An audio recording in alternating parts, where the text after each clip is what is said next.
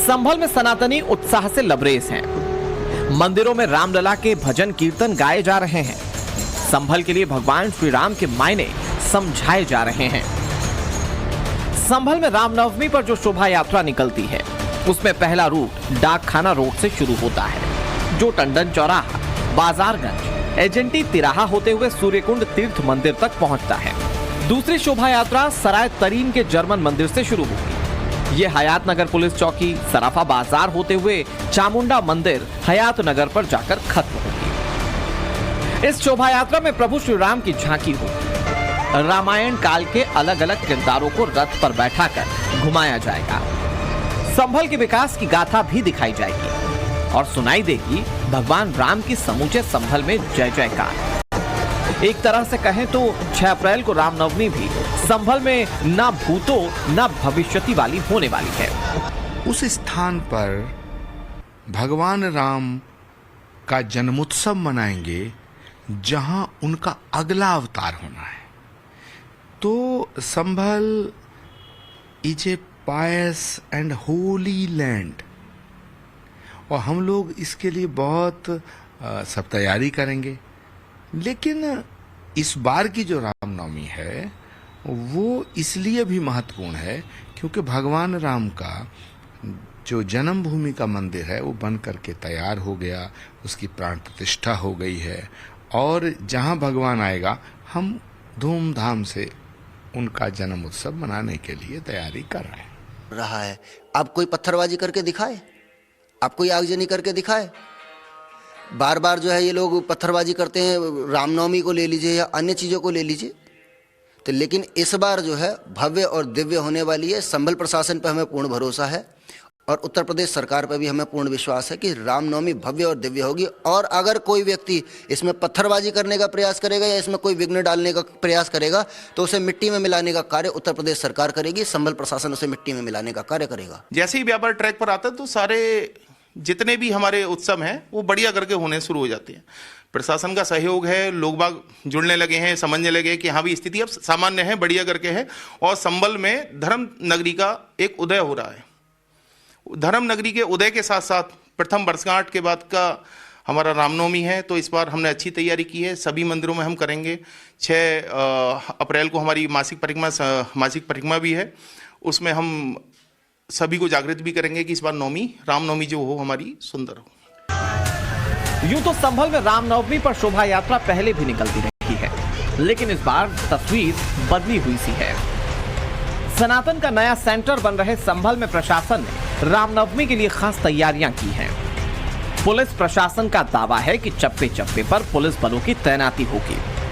अलग अलग टुकड़ियों में पुलिसकर्मी शोभा यात्रा के साथ चलते रहेंगे। संवेदनशील इलाकों में जरूरत से ज्यादा ध्यान रखा जाएगा।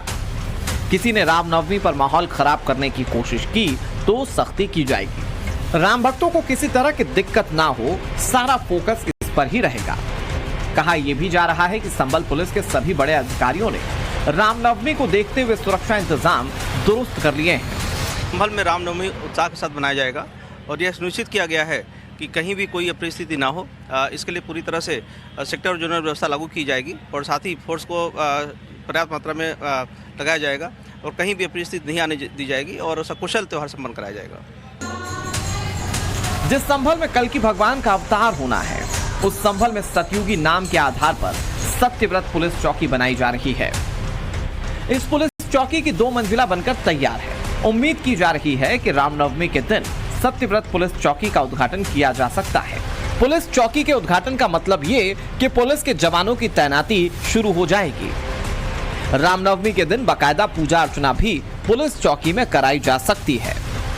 यानी संभल के विवादित ढांचे के ठीक सामने वैदिक मंत्रोच्चार की गूंज होगी। राम नाम का उद्घोष पूरे वातावरण में सुनाई देगा। इस वक्त हम संभल शाही जामा मस्जिद के बाहर मौजूद हैं और उसके ठीक सामने जो पुलिस चौकी जो बनाई जा रही है, उस पुलिस चौकी में हम मौजूद होकर के आपको यहाँ की तस्वीरें दिखा रहे हैं कि देखिए पुलिस चौकी जो है यह करीब करीब बनकर तैयार है और यह कहा जा रहा है कि रामनवमी तक इस पुलिस चौकी का उद्घाटन भी हो सकता है। और इस पुलिस चौकी जो है इसे काफ़ी ज़्यादा हाईटेक बनाया जा रहा है क्योंकि जिस तरीके से 24 नवंबर को जब हिंसा की आग यहाँ पर फैली थी उसके बाद से ही यहाँ पर पुलिस की टीम लगातार तैनात है। रामनवमी के दिन सत्यव्रत पुलिस चौकी के उद्घाटन की खबर प्रशासन की तरफ से क्लियर मैसेज है। मुस्लिम मोहल्लों में अब किसी तरह की गड़बड़ी फैलाने की कोशिश की गई तो उसका हिसाब किताब किया जाएगा।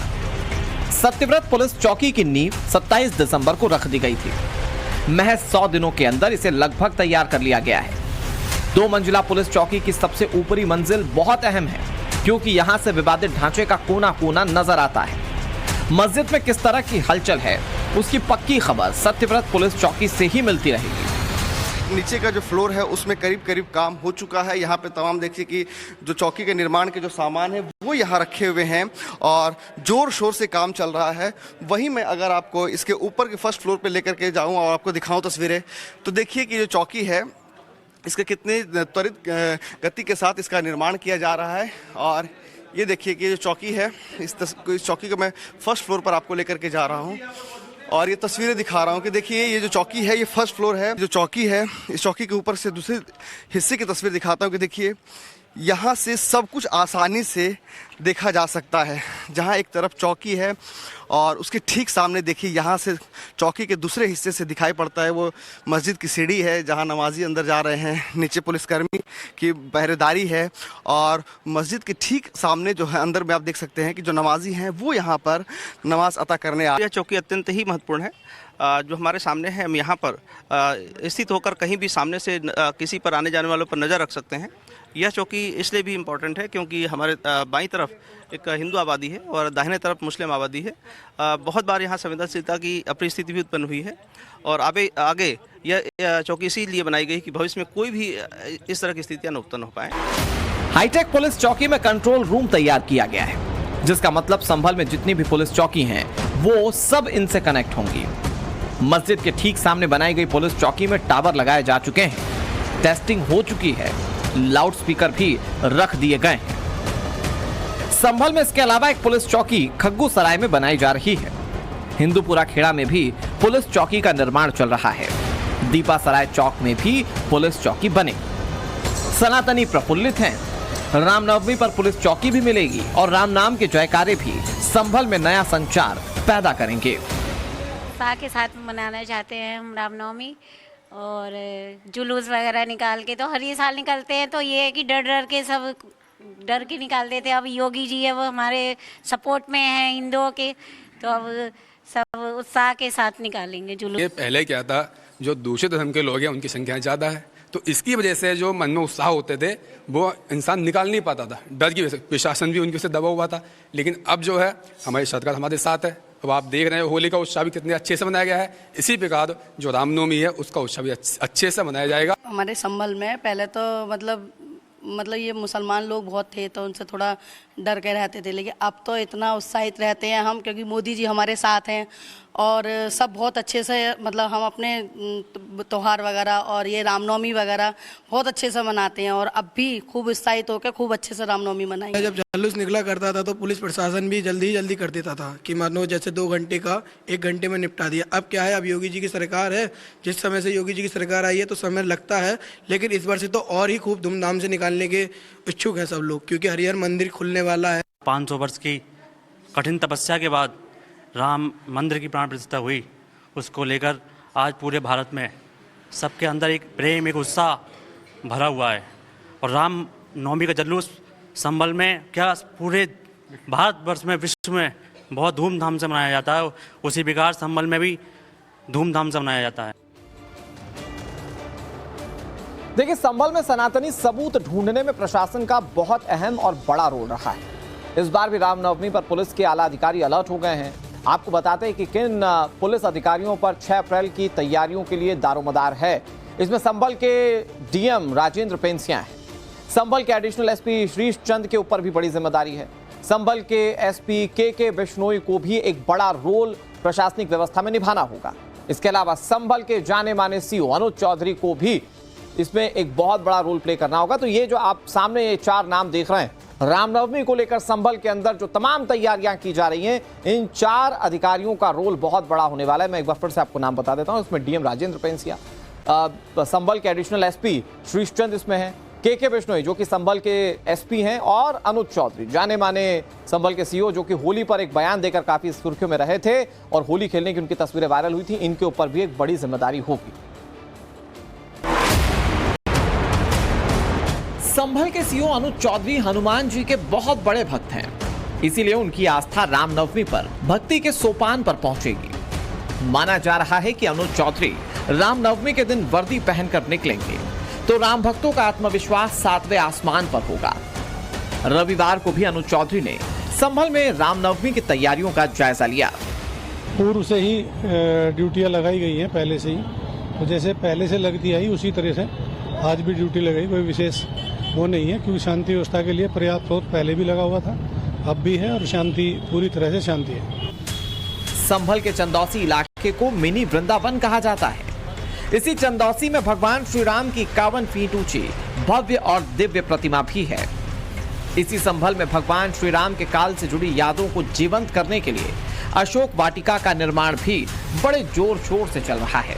आज से कुछ साल पहले शायद ही कोई ये सोच सकता था कि संभल में सतयुग जैसा अनुभव होगा, मगर मुख्यमंत्री योगी आदित्यनाथ के इरादों ने ये मुमकिन कर दिखाया।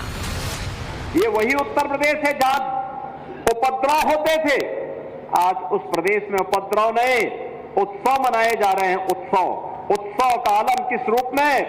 आपने प्रयागराज का देखा, अयोध्या का देखा, काशी का देखा, मां विंध्यवासिनी धाम का देखा, गोरखपुर में देखा, चित्रकूट धाम में, नैमिषारण्य में, ये सभी उत्सव ही थे जो लगातार 1.5 से 2 महीने तक देश और दुनिया के आने वाले श्रद्धालुओं के महासमागम का आधार बना था। रामनवमी से पहले संभल पुलिस किस तरह से एक्टिव है उसकी ये तस्वीर देख लीजिए। विवादित ढांचे के सदर जफर अली को रविवार की दोपहर पुलिस ने गिरफ्तार कर लिया। ये गिरफ्तारी उस बयान के लिए हुई जो उन्होंने संभल हिंसा में गोलीबारी को लेकर दी। आरोप है कि भीड़ को भड़काने में संभल मस्जिद के सदर जफर अली का भी हाथ है। इस गिरफ्तारी से पहले संभल पुलिस ने कोतवाली इलाके में फ्लैग मार्च निकाला, यह सुनिश्चित किया कि किसी तरह का बखेड़ा ना खड़ा हो।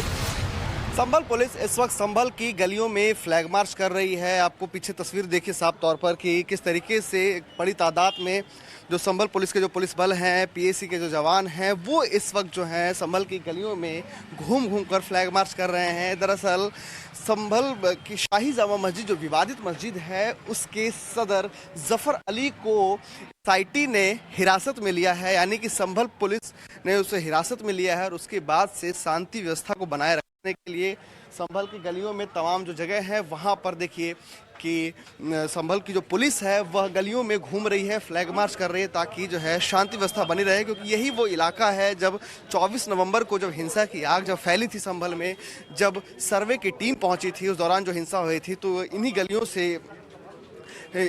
गलियों में आगजनी हुआ था, हिंसा हुई थी। उसके बाद से जो है कहीं ना कहीं संभल पुलिस जो है वो काफ़ी ज़्यादा मुस्तैद नज़र आ रही है। रात भी उन्हें बुलाया गया था, 11:15 बजे करीब 12 बजे करीब उन्हें जो है छोड़ा गया था। मुझे रात भी शक हो रहा था कि कहीं कुछ ऐसा तो नहीं है।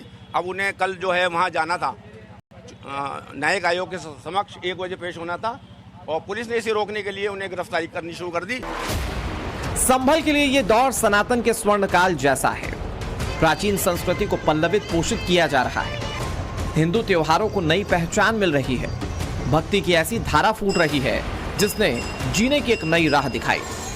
रामनवमी पर इसी भक्ति मार्ग का विहंगम दृश्य नजर आएगा। लकीर ऐसी खींची जाएगी जिसमें कदम कदम पर राम नाम की गूंज होगी।